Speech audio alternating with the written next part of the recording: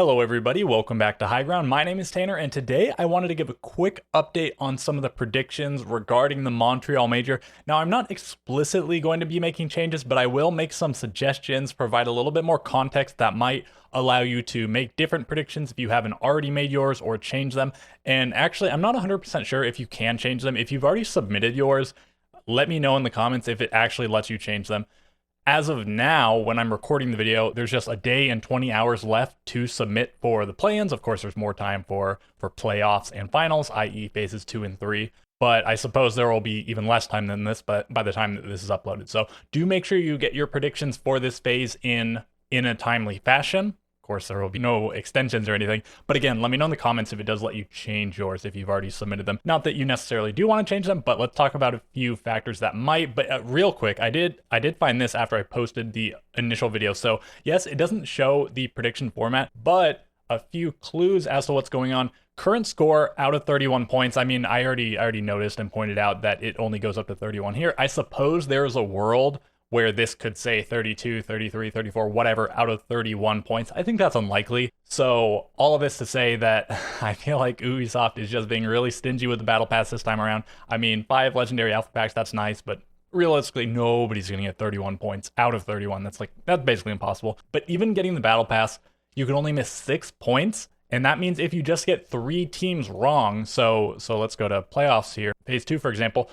If you miss 3 teams, not only do you miss out a point from getting the team right, but you also miss out a point from the opportunity to get them in the right bracket. Because obviously, if the team's not right, you can't put that team in the correct bracket. So if you just miss 3 teams here, then you have to predict the rest perfectly, and you have to predict play-ins and finals perfectly. So I think that's pretty unfortunate. I think they were too stingy. I think maybe this tier would have been fine. Like last year, it was probably too easy to get the Battle Pass, but I don't think they needed to make it this hard. I just feel like that was unnecessary. And one last point, I did point this out in a comment on the previous video, but in the rules here, it says, in reference to phase 3, select the winner for each match of the finals phase. So yeah, there's 7 matches. You'll predict each one. Again, it's somewhat possible that you could get more than 1 point for each correct prediction, but based on all the factors we've seen here, very likely it's just going to be 1 point per. So 7 points in phase 2, 8 in phase 1, 16 in phase 2. Okay, let's go back to phase 1, the only phase for which I've actually done predictions. People keep asking when I'm going to be doing predictions for subsequent phases. After play-ins are done, and thus we know, what's more likely to happen in playoffs and we see the seeding and whatnot, then I'll do the predictions for playoffs, aka phase 2. And similarly, I'm going to wait until pretty much the last minute, or at least until phase 2 is complete to predict phase 3. Okay, so play-ins, let's make this pretty quick. I predicted originally G2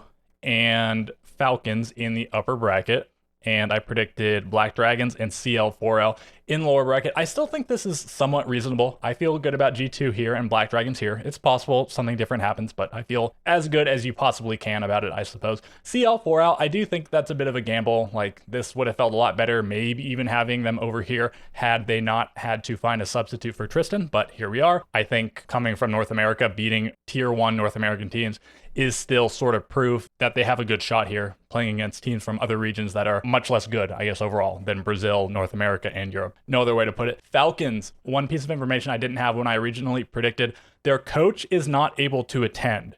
It's up to interpretation how much that will affect them. Obviously, it's much less bad than missing out on one of your players, but still, that's an impact on the team. And I haven't heard full confirmation for a lot of the teams on if they are already in Montreal. Yeah, so I haven't heard if they're there or if they are confirmed to be able to get there in time. Obviously, time's kind of running out. The major starts pretty soon. So I don't feel fully comfortable predicting Falcons here anymore. And certainly if I hear anything about one or more of their players not being able to attend, then I won't be predicting them, obviously. Like, if a team has to make subs and I'm already on the fence about them, then I'm not going to predict them. Obviously, CL4L has a sub, but I was a little bit more confident in them to start. So I think this makes a little bit more sense, straight up replacing Falcons with Chiefs. And maybe you want Falcons down here. I sort of talked about this in my original predictions where I thought you probably just wanted to put 2 of those 3, Chiefs, Falcons, CL4L, in some combination because of the way the bracket lines up. I've also heard some people express their confidence, maybe misplaced, maybe not, in Fear X and or Cyclops.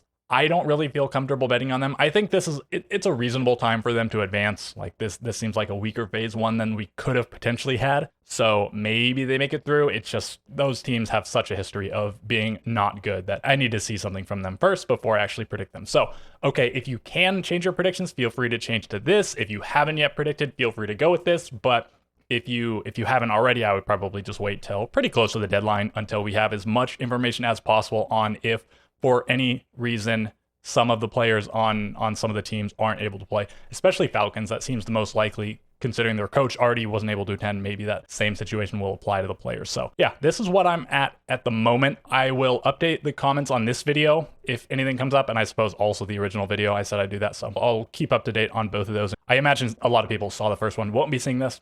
Okay, I think that's everything I want to cover, so I will catch you guys next time.